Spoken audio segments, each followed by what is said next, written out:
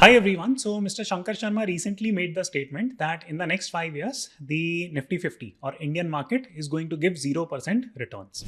This caused a mass hysteria on Twitter and people just called him like anti-national, this, that, got really worried. So am I really worried? The short answer is no. I still have a lot of money on the Indian market. And yes, I have diversified. I'll speak more about it. But it's not as if that I'm scared, because if you go and study the data, he's right and also he's wrong. So let me explain. What do I mean? And there is a very simple way of doing this analysis. So what I've done is that I've pulled out the chart for Nifty 50 on a monthly candle. So every candle here is 1 month. Okay. And if you look at the data of Indian market from 92, so this was the Harshad Mehta scam, and the Nifty consolidated for 10 years, right? So you can see 136 bar. So 11 and a half years roughly we consolidated. So 10 years, Nifty gave 0 returns. What is the implication here? That if you would have done SIPs here, you would have not made any money. In fact, you would have lost money, right? Now then the market ran from 2003 all the way till 2007, and then there was a crash. So if you would have bought the market or were invested in the market at the peak, it took roughly 6 years, right? Again here, SIP would not have given you like any major returns, right? Then the market ran, then again it consolidated for 2 years, then again ran and again consolidated for 2 years, so on and so forth. So where are we right now? So we have made the peak here in September of 24. And it has been roughly 6-7 months now, and the market has given negative returns. So this is not even consolidation, this is negative returns. So when Mr. Shankar Sharma says that, boss, we can consolidate, what does he mean? He means that something like this can happen from the top. So let's say 5 years of no returns, which means 60 bars, right? So 60 bars. So this is what it would look like. Now what it technically means is that the market might move in a certain range around this point, right? So it might go up, it might go down, it might go up, it might go down. So what is the lesson here? The lesson is that you can still make money when you buy market at the right price. That's one, or at a discounted price. No one knows what the right price is. Number two, you avoid overvalued things. I'll give you an example of what overvalued looks like in Indian market. And you buy undervalued assets and stay put and stop tracking the market. My community has been extremely happy, right? We have navigated this fall really well.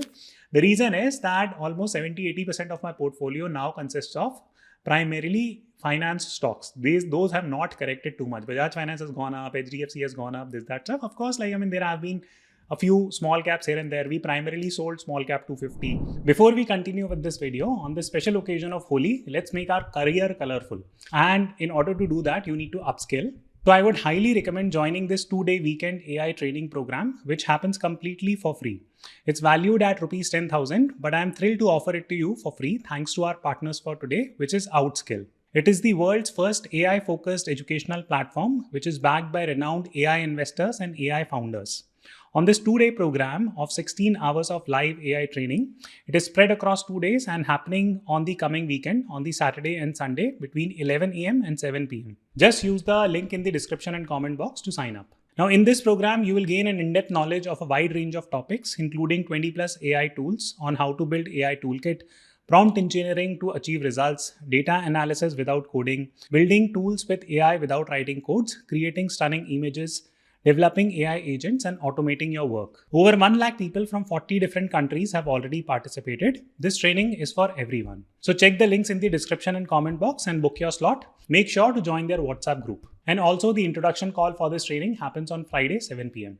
With that said, let's move over to the main video. So the point is, and I have been saying at least for the last 1.5, 2 years, rotate capital. Capital rotation is what is going to prevent your losses. Now, what is the meaning of capital rotation? Capital rotation means that you buy this here, and even if there is a fall, you stick through. And whenever you get an opportunity to sell, let's say, for example, here, you sell it, right? You command your whatever 15-20% gains and then wait for the next cycle, so to say, right? And you keep on playing this game on technical channels, understanding technicals, playing on fundamentals, going to better markets, etc., etc. So that's the overarching thesis of investment, that you buy somewhat undervalued and you sell things and do regular profit booking. So I have been saying this is not like a new dimension that I'm adding to my videos. I have been very vocal about the fact that SIPs do not work and I do not do SIPs. Now, am I against SIPs? The short answer is no, you should do SIPs, right? But when the market is falling, this is a good time to do SIP. But when the market is rising, it is probably like you have to be a little bit cautious. You cannot be a brain dead type of an investor. Otherwise, what will happen is that you might get stuck for long periods where you're seeing no growth on your portfolio, and it can be very discouraging. So I hope I have been able to clarify my stand. Now, does this only apply to the Indian market or does it apply to other markets also? Well, it applies to almost every single market out there, because some of you might be thinking that, you know what, aisa thodi hota hai ki, the market will not give any returns for the next 5 years. See, the meaning of zero returns is that it consolidates around this line, this blue line that I'm saying. And I do somewhat agree with the viewpoint that there is a chance that the market will consolidate. I don't know, maybe it will consolidate for 2 years, 3 years, 4 years. I don't know about that. But there is a very good chance that the market will consolidate from this point. I don't know how many months. Okay. So this is one. Now, second question comes that, okay, fine. Then what do we do? Okay. So like if we are not investing in the Indian market, then which market should we start studying on? Well, the most important lesson for any investor in this fall has to be the fact that you need to diversify, right? Study about as many asset classes, as many markets as you possibly can. Now, why is that the case? Because suddenly have I found like some new love for the US market? No, it's not like that. The reason is that in this zone, right, post 2020, what has happened is that INR has weakened quite a lot.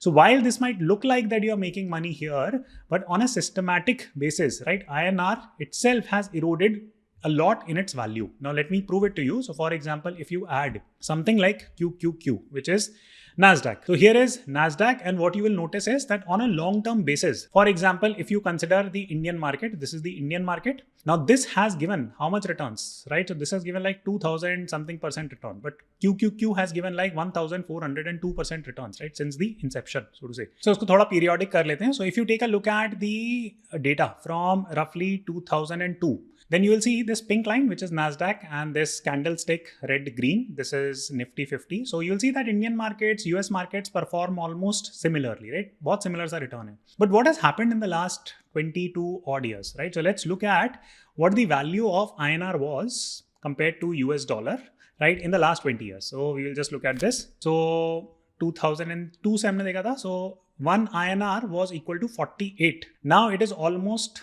half the value. Okay. So you can cut down the gains by a lot here. It might look like that, it's similar, but if you adjust it for INR fall, it's a lot of loss in real terms. Okay. Here we are comparing Indian returns to a global return, so to say. So therefore we are converting everything to US dollar. So yes, one could argue as a domestic investor that INR is, the Indian market also from a long term is great, this, that stuff. But bottom line is that if you adjust it on INR fall basis, then the returns kind of diminish quite a lot. Now, okay, coming back to the argument that fine, like, it looks risky next 4 or 5 years in the Indian market. So should we not buy it, right? See, the idea is to buy undervalued things. And for that, you need to understand the concept of association of stock price with its fundamentals. For example, take a look at Kotak Mahindra Bank's performance, and here you will see net profit in 2019. Why I'm picking 2019, I'll explain. So you'll see that the total profits were 7,204. Now it has almost become 2.5x. How much has the returns gone up in the last 5-6 years on Kotak Mahindra Bank, right? So you'll see again the same phase, right? So for example, 2019 gaye, right? And abhi tak, right? So it's consolidating only. It's not as if that anything magic has happened. What about a bad stock, right? So let's look at HAL, right? So Hindustan Aeronautics Limited. And here what has happened? So if you look at the stock price, now you will see that, it was at like, whatever, like 5,500, it has corrected by like whatever 40% from its peak. I'll go and buy it. Okay, let's do the same analysis. So for example, 2019, it used to be 354 rupee stock. Even now, after correction, it has gone 10x, 10 times. Have the profits revenues gone 10 times for HAL? Okay, so 2019, we were at 2346 crores. Now we are at almost 4x or 3.5x, right?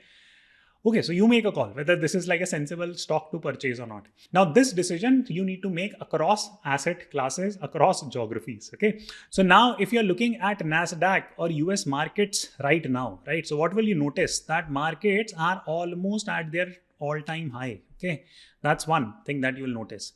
Second, if you look at the recent drawdown, so there has been a 35% fall on Nasdaq here. There was a 26-27% fall on Nasdaq here. So can we say that the US market right now is deeply undervalued? The short answer is no. But individual stocks in the US are undervalued. Now, which individual stocks am I talking about? Now, I am creating a public portfolio which is worth $1 million. It's available to my students to view. Whatever buying, selling decisions I am making on daily basis, it's logged there. More importantly, I give like fundamental analysis. I give you a lot of commentary around whatever I'm picking, the entire international investing situation. So I'm adding a lot of US stocks individually, some of the selective index which are at a good buying level. So I'm doing that already. In case you guys are interested, the link to join is in the description and comment box. So this is about the US market. I'm also investing in the China market. Right now, why am I investing in China market? So let me explain. In fact, I had done a public video 5 months back and I'd explained why I'm investing in the China market, and since then it has gone up by 35-40%. So here is China market, right? Large cap fund. So here what you will see is again that India story, right? For example, if you look at this line, this orange line that I've drawn, the market had consolidated in this zone, right? So for example, from 2007 all the way till now, people made close to 0% returns. Okay.